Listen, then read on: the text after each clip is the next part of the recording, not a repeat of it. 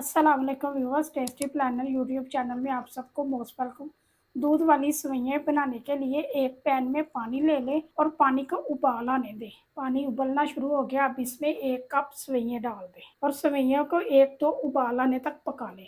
एक दफ़ा स्पैचुला से सेवइयों को हिला दें और इसे हमने सिर्फ 1-2 उबाल आने तक पकाना है, ज़्यादा नहीं पकाना।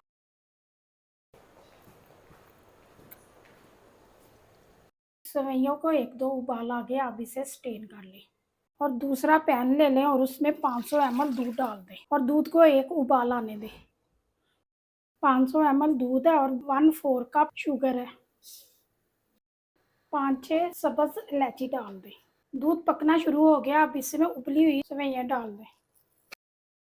सेवइयों को एक दफ़ा हिला लें।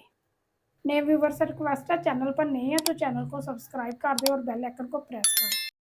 1 टेबलस्पून देसी घी डाल दें। सेवइयाँ थिक हो गई, आप इसमें कुटे हुए बादाम डाल दें, किशमिश डाल दें।